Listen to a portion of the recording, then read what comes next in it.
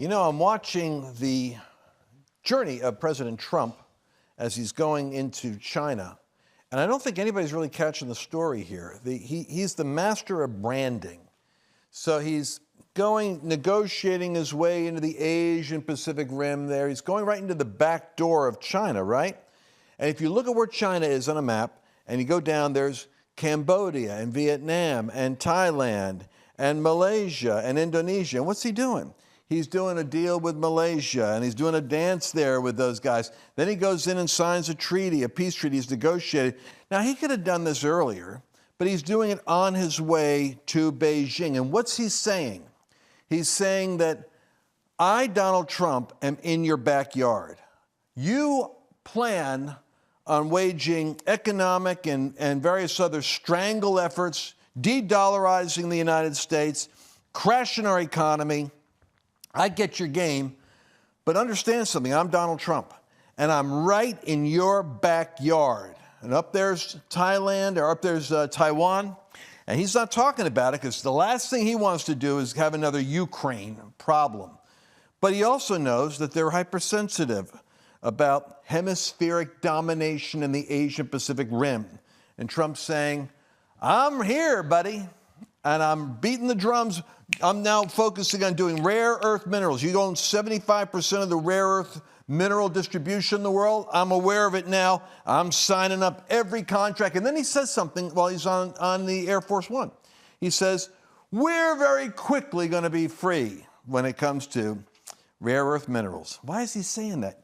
You guys got to track this, because he's doing psychological warfare, controlling the news cycle. What he's also doing is he's letting them know they want to crash the dollar. He's going to keep the American economy moving, and he's going to continue to build the economy. But what you got to know is China and other countries are buying up the gold. The banks are buying up the gold. Why do you think it's gone up to $4,000? Why do you think it's gone up from $2,000 to $4,000 in the last couple of years? I've been talking about birch gold. I'm serious about this. Silver's now the one I'm looking at. It's gone up 200%. You know why? Because silver's so much more affordable. You know, gold's now like $4,000 an ounce. Silver's like $50 for a troy ounce. So by the way, right now over at Birch, if you do like $5,000 with them, they give you a free troy ounce of silver with it. What I'm saying to you is, go to lancewallnau.com/gold if you haven't done it, and check out, especially if you're not doing the gold, do the silver. 200% increase in the last 2 years. That's all I'm going to tell you. I don't even have to be a super smart financial analyst. I know that China's waging war, Trump is on the battle, but the silver and the gold, according to the prophet Haggai, is mine. And God's giving you a big wink right there and saying, be smart. There's a store of value there that you need to be tapping into. Now let's get into today's show. You know what you're not hearing about? You're not hearing about what's going on with China. I'm a little bit concerned that the American news cycle, and it gets into the Christian community, because, you know, we live in a porous information world where, you know, I'm getting texts all the time from goofy fake news on YouTube, AI-generated stories, and Christians, you know, we're all going to have to learn how to build up our filters so that we kind of start getting a healthy skepticism about everything we hear. Listen, for the most part, think that all the news and most of the news that you're getting is not accurate. Start there.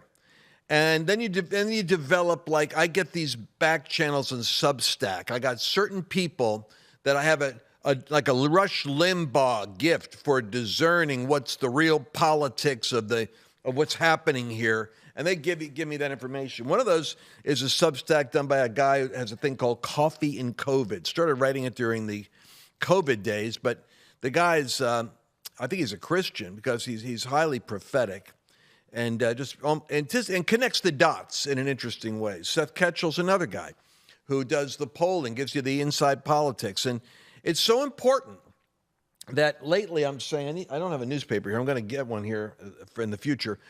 You need to have a newspaper in one hand and a Bible in the other, because knowing what's really happening will keep you sane, And knowing what the Word says about what's happening will keep you edified.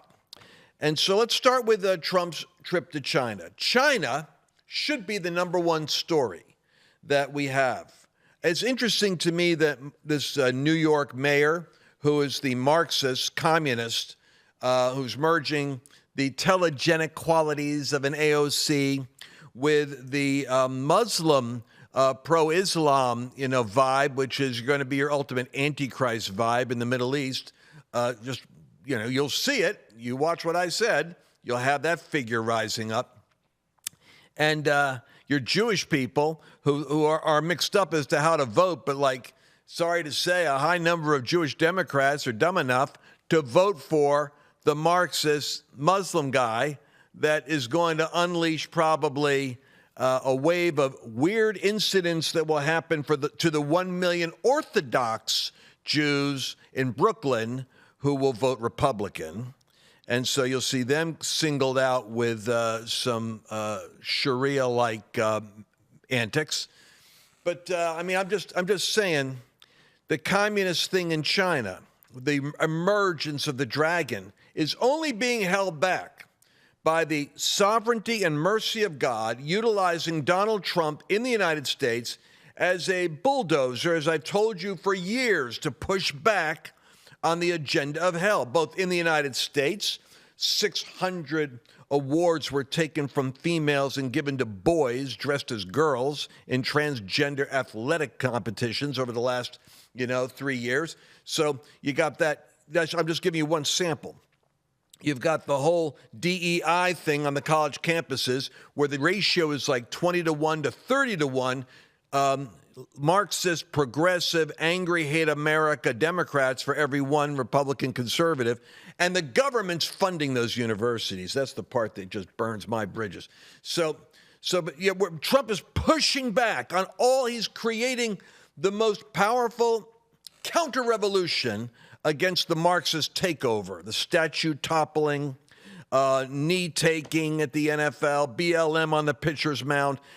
Trump is pushing back as only God can sovereignly do through an individual in every one of those institutional areas. And now he's pushing back on China.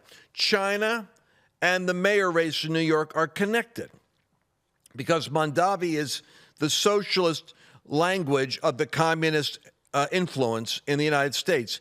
Our $37 trillion worth of debt is still been untouchable. Elon Musk went in to deal with it. Why I'm saying that is because if we don't have an economic strength, we can collapse very easily under the orbit of China. And your politicians are all weak. You know that. They'll say whatever gives them power and gets them in office. And so they'll become like a vassal state to the dragon in China. And Europe is already emasculated. Trump's beaten it into submission. Otherwise, they'd be off as globalists working with China anyway. Davos thinking that they're really in the driver's seat when, in fact, all that they are is the European corporatist version of soft communism with socialism and this egalitarian agenda for climate control, which China will stomp on immediately once they take complete power in Europe. And if I sound dystopian, this is what's called the end times, people. I don't know what we're thinking. Are we thinking that, maybe the Bible isn't going to happen after all there, Lance? Maybe it's not as bad as you say. No, it's going to be. The darkness is going to get darker. The light's going to get lighter. And heaven and hell are colliding right now, but God is pushing back on the darkness. The good news is, I'm trying to tell you, we've got daylight now because God is moving back. The nuclear Iran was thumped by Trump. They're pushed back. We have a moment of neutrality and peace in the Middle East. It was all pushed back. We have China, who has some 70%. Let me see if I got this straight here. A little article I got here for you guys. China has 2/3 of the world's rare earths, the group of 17 minerals vital to producing electric vehicles, missile guidance systems, etc. Washington has raced in recent months to secure supply deals with partners, including Australia and Canada, to reduce dependency on Beijing. As Donald Trump is making his way towards Beijing. He's meeting with Cambodia and Vietnam, Cambodia and Thailand, and securing a peace deal with them, and opening up with Australia and every country he can, deals along the way for rare earth, because he realizes that we have slept. We made China the economic threat, the military threat, the antichrist atheist threat that it is. I remember being in China in 2012. It was my last time there. And I was surprised to see that there was, by the way, a lot of Christmas in the Middle East, too. I went through the Middle East, and it's kind of funny. I was in, Dubai and Abu Dhabi, and they had the hotels. They had a lot of Christmas stuff going on because they have a lot of Western people. They want the Westerners to feel welcome in those more, shall we say, advanced Muslim states. But in China, they're stripping down the Christmas thing. They're cracking down on the church. Years ago, I was at a meeting, a ministry meeting, where a leader from China came in and said, hey, it's right now, we know we have a little bit of light, but we know that winter's coming. And they already knew that there would be an authoritarian crackdown, again, of the church, because the church in China has to exist underground. If they come above ground, and get state verification, they have to start putting Xi's picture in alongside Jesus' picture isn't in there, and then the Bible gets reconstructed so that it's retranslated for the glory of China, and the church gets messed with, or they get monitored. I mean, it's weird. I was there, and I sat there, and I could see people sitting in the audience that were monitoring me. I mean, it's scary.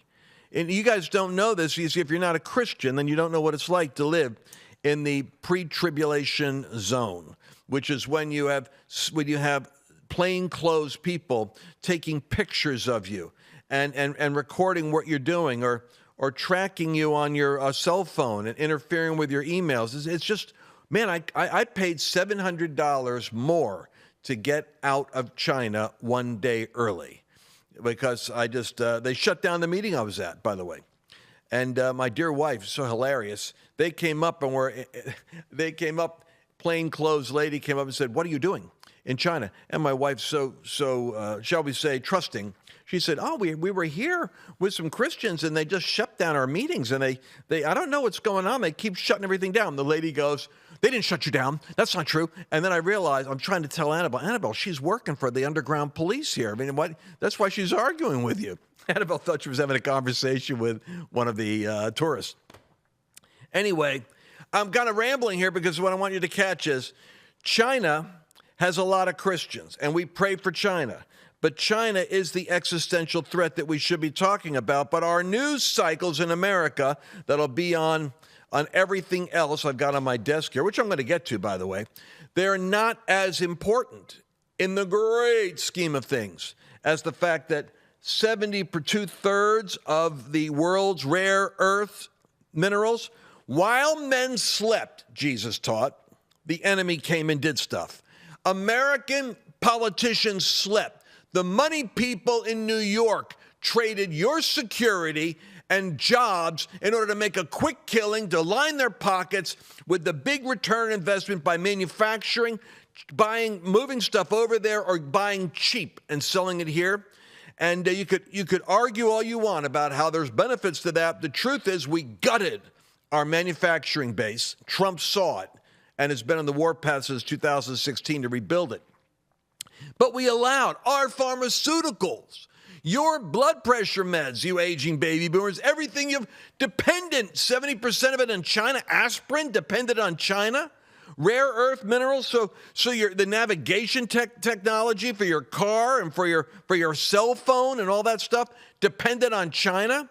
You see, if you're trustingly naive and selfish and greedy at the same time, which is American leadership, then you empower the shrewder, more dangerous person to begin to take over. Trump rises up. I keep putting horns up here because he's like an ox pushing back at what the dragon is doing. He's going over there now. We pray for him, supernatural, Cyrus-like ability to push back on the losses that are coming to America and gain time and gain strength so that we can rebuild our country, rebuild our infrastructure. Interesting thing is, they said it couldn't be done, but he's secured the border. But now we got like 20 million illegals that the Democrats are trying to protect. That's why they have the ICE fights. You understand what the ICE battle is all about? It's the Democrats need those illegal votes because they can't legally, without rigging elections, they can't get elected on the platform they've got. Kind of interesting how this is working in New York. I can say certain parts of the country are nutty enough to back them, but the country as a whole will not support them. They need those illegal votes. That's why they're fighting ICE. That's why they're fighting Trump. The No Kings protest is really about how to protect 20 million illegal votes and use them. But we'll be right back in a second. We'll talk some more about that. You know, there's a special relationship that a ministry has with the people that pray for it, support it, stand with it. And I've got a couple of hundred of you out there that I want to throw a party for. I got meals, party plans. Annabelle and I are going to be together. And I want to share with you the exciting inside story about the work that we're doing, work we do in partnership, organizations like Turning Point, like the White House Faith Council, and give you guys the insider update. What's interesting about this especially is, you know, the meals, the resources, the whole event. We deliberately pared this thing down to the minimum cost possible, so it's only $350. I want you to be there. Go to lancewallnau.com/partner party. We'll see you there. So what's the good news there, Brother Lance? Well, the good news is, man, God did not let the United States go down. He didn't. He intervened, and the Counter-Reformation, the Counter-Revolution, pushing back at every institutional level. The left is losing their minds. They're out doing basically aging white baby boomer liberals are out on the street with their No Kings thing. By the way, here's an interesting piece of data for you. The left will put $300 million into creating a psychological rage moment for protests while they fight $200 million of private funding that is trying to pay for military and air traffic control and other people during the shutdown that the Democrats have initiated. Let me say that again. The Democrats are pushing a shutdown because they want America to have riots. They want pain. They want to create disruption. They're back to their summer of love with 200 cities burning. They want chaos because they want to create the illusion that the country has got to go back to them being in charge, which is insane. It's like putting the Joker in charge of your school. So $300 million they funded. And you can see it's the Soros ties, all the typical, I did a program here. We had a list of all 30 of these big funders there. But what's crazy is they're fighting anyone who wants to fund salaries for the military or maybe to fund for air traffic control people they're all going to get paid. They're all going to get their paychecks once they're, they get back pay. But, America, these people are investing in, what they want to do is that, I heard a statistic. There's 40 million people that are dependent upon food distribution programs in America. It's shocking. If that's the case, if it's 30 or 40 million people that require like SNAP or different whatever the acronym is here that works for the, for the food network, the nutritional networks, that children are dependent upon these resources. And the left is willing to push this shutdown so as to create the media line through their media outlets that is going to claim that they are victims, that children are suffering because of Trump's not releasing $1 trillion more for illegals or whatever the Democrats want to add to the negotiating table. I'm telling you something. If we aren't clear, at least in our own communication, about what's really going on, understand something that even though Trump has shut down NPR and PBS, and you're seeing moves that are taking place at CBS and various other stations to become more centrist because they're losing revenue and ad dollars because the people don't want to go to them anymore. Even though we're making that progress, the power of the lie is such that there's areas of what we call reality distortion, such as in New York City, where, and they used to talk about Steve Jobs, that, he had a thing called the reality distortion thing, where when you'd be in his presence, he almost could spellbind you with his vision of how he wanted things to go. Probably a very strong visionary personality and probably a bit intimidating too, knowing his management style. But they called it a reality distortion field because he would warp you into his belief system. But listen, the guy was an out-of-the-box thinker, and he created stuff that didn't exist. So you got to give him a little bit of credit. The reality is, I think about certain areas like Spokane, Washington, Portland, Oregon, New York City, Hollywood, and L.A., parts of L.A., California. And I see, from a spiritual point of view, think of a heat map. I see a reality distortion field, like a bowl that goes over those areas, so concentrated with the powers of darkness, so layered with intricate overlapping, so what's the language I want to use? They are interconnected, overlocking networks of elites that control media, education, academia, privilege, power, and politics, that you kind of come into a conformity with that spirit, and you think the way it thinks. I mean, I've got friends of mine, dare I say family members, who grew up conservative, younger, but as their careers took off in academia, they became more and more under the influence of the academic community that they're in. And so politically, we lost contact with each other. But what I'm trying to say to you is, what's taking place in New York City right now you've got to fight it from getting into your head as well. But let's take a look at this video here. Play video 1 so my folks can understand what I'm talking about with Zohran Mamdani. If New York elects that Zohran Mamdani guy, good luck. New York will be turned into a mosque. He seemed like such a walking contradiction to me. Exactly. Because he talks the language of the far left when it comes to things like abortion, sex, homosexuality, which are anathema to most Muslims. He's doing that, and then at the same time... Exactly. Is he a practicing Muslim? In Islam, they have a teaching called taqiyya. Taqiyya is where you're allowed to lie for the sake of spreading Islam. When I look at Zohran Mamdani going in the street, acting like an American kind of one day and then acting like a Muslim one day, eating with his hand one day and then wearing a suit like he's westernized, I look at this guy and I'm like, I think he's practicing taqiyya. Muhammad commands you, you can lie for the sake of spreading Islam. Zohran Mamdani, when he says, I love the trans community, I want to fund them, he's either practicing taqiyya because under Islam, transgenders and homosexuals must be executed, or he's not a Muslim. One of them. And I would love for him to be very clear. Or is he a cafeteria Muslim? Well, they talk about like cafeteria Catholics where they say, I'm a Catholic. And it's like, well, you go to Mass, but you don't live the teachings of the faith. But you think that your suspicion, based on your experience living in Egypt and growing up in Egypt, is that it's something more sinister than that. It's either he's a very lukewarm or not a Muslim at all, or he's practicing taqiyya. If he is practicing taqiyya and New York votes this guy in, good luck. New York will be turned into a mosque. People will be praying in the street, and it's happening right now, by the way. New York is already, the Muslims are praying loud and proud in the street. If he is practicing taqiyya, you need to vote this guy out. I think either way we should vote him out. 100%. Vote him out.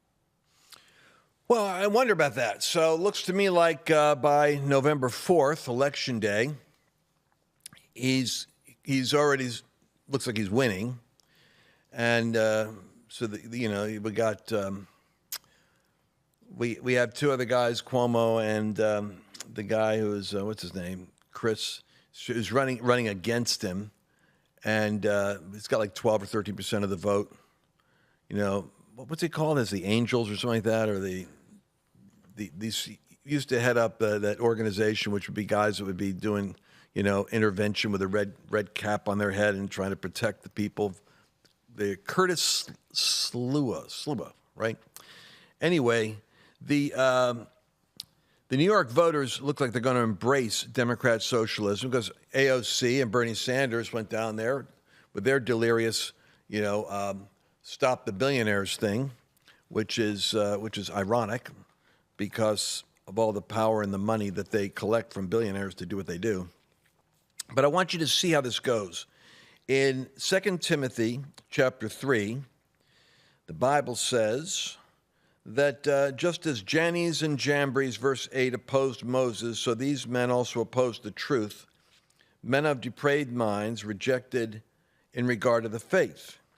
What's interesting here is that this is a political battle that was going on. Moses and Aaron go into Pharaoh, and Pharaoh summons his advisors. And the advisors basically oppose the truth, but it says depraved minds. Why does it say depraved minds? Because I believe that the Bible says there was no one as evil as Ahab who sold himself to do evil. To sell yourself means that you'll say whatever you have to say, you'll vote however you have to vote, you'll endorse genital mutilation of children, the vaccination of infants, even if you suspect that the data says that this is going to cause sickness and autism, or you'll do it because it gives you power. This is the power of the corruption of fallen nature.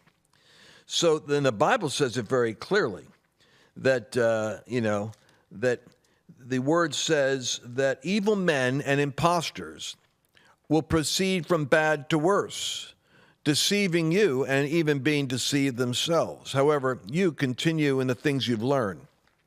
The point is, if you're waiting for a day when you're going to see these evil people no longer there, you're talking about the millennium.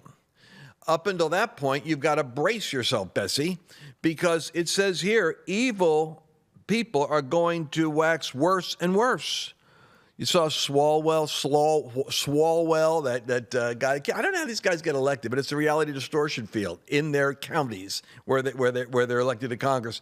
He says that the litmus test for the next guy running for president has to be after Trump has privately funded building the ballroom so that we can host heads of states and have 200 to 300 people there instead of having to put a tent on the lawn. Trump's just trying to upgrade the status of the United States. Swalwell says that a litmus test for whoever's going to run for president has to be tearing down the ballroom. You understand how idiotic that is? Tearing down the ballroom that Americans privately funded in order to have more prestige at the White House hosting state dinners. Swalwell says we got to tear it down. So what you have is this kind of imbecility that goes from worse to worse. And the challenge for you now, here's the other side of this. You have to stay in the spirit. I'm talking to Christians now. It's going to sound nutty if you're not one of us. You guys, faith works by love. So you've got to love the very people. I'm describing them in ways that, could easily alienate my affection from them. But I have to stop. And here's what a Christian does. Father, forgive them. They don't know what they're doing. So Christians look at people like that, any of these people that are voting and trying to destroy the neighborhood, and we have to say, it's wrong, it's crazy, and then we flip over here and come back and go, I pray for them. They don't understand what they're doing. But I understand the policy. I understand the logic. I understand the alternative. I understand the way of flourishing. I'm going to continue to discuss, to debate, to communicate rationally, peaceably, the truth, and juxtaposition it against the distortion, the reality distortion over here, in hopes that enough neutral minds that aren't under the influence of the distortion field can come under the influence of truth by the grace of God and choose to use their agency to vote for sane solutions. All right, so the good news is that the Bible is true, and it ought to increase your confidence because the Bible does promise that as where sin does abound, grace does much more abound. And even though we're told imposters are going to go from bad to worse, the Mondamis are going to show up. I have a theory, Mondani, not me. I have a theory on this. It's better that he wins than that he loses because he's just going to be followed and stalked as the new rock star on the Democrat left. And why do I say it's better that he wins? Because sometimes, it's like the 4 years when Trump was out of office. Many of us were like beside ourselves going, how will we ever survive? We looked at the Afghanistan withdrawal. It was like a metaphor for what's happening to America. How will we survive? Well, Donald Trump used those 4 years to fight back on the lawsuits, on the jail, on the bankruptcy they attempted. But he built a team. He built a plan. He built a counter-revolution. And bam, when he stepped in, it wasn't like the first term in office. In fact, one could argue he's been more effective for the 4 years that he was in the winter of Mar-a-Lago, isolated and being attacked and assaulted. More effective for America and the world now, because I don't know that anyone else, J.D. Vance included, would have had the courage to have dropped the bombs on the nuclear reactors, on the nuclear building sites in Iran. I don't know that we have anyone like Trump that could go eye to eye with Putin and say, look, we got submarines right off your coast. I don't know why you're intimidating us all the time. I mean, it's a stupid talk. You should have gone into Kiev in 2 weeks. It's been 4 years. Why don't you stop that war? I mean, it's a rare personality that can say the things that Donald Trump says and pull it off. Why am I saying this to you? Because I think we need to see what Zoran does to New York, because it's going to be a great cautionary tale as crime goes up, as they are in bankruptcy, as they need to be bailed out, as perhaps the Muslim rise in acts of aggression against Orthodox Jews increases. I think it might be a salutary opportunity to learn. It's kind of like watching how California handles fires. It's an instruction for all the neutral people that maybe that's not the direction you want to go in. In the meantime, what do we know? I know that China isn't going away. They are the emerging global principality. America is pushing it back right now. Grace is on us so that there's a lane open for the gospel to go to all the nations. I really believe it's an hour for the nations. But I also believe that the de-dollarization campaign that is happening, the fact that gold has shot up over 4,000 an ounce. Man, when you see gold, I was talking about 2,000 an ounce a couple years ago. Now it's 4,000. Silver is shooting up. I'm just going to remind you of this, that there are some things you can predict, and that's going to be that Donald Trump's trying to get all this business going in the United States. Man, I've got family and kids. I want to see America's economy come back. But I'll tell you this, I know that unless there's more courage in Washington, in the Republican Party, and more persuasion on the streets so that America buys in, this spending addiction isn't going backwards. It's barely being held off. Trump's trying to outgrow it, is what he's trying to do, and put a cap on it. Therefore, I'm saying again, go take a look at the gold and silver. It's a store of value. Go to lancewallnau.com/gold. And especially silver's now, I can't tell you what it is today because it was like $50 an ounce last week, but it's up 200% in the last 24 months. You can afford that. Some of you can't afford the $4,000 gold. Come on. You can afford the silver. You'll be able to say at least, I did something. I used my agency and did something. lancewallnau.com/gold. Contact the folks that are there. And I'll put you in touch with the Birch Gold people. They're the best folks for that conversation. They'll give you some good advice. And we'll see you again tomorrow. Did you enjoy this latest episode? Please remember to share it with your friends, because the more knowledge you have, the better equipped you are to navigate the world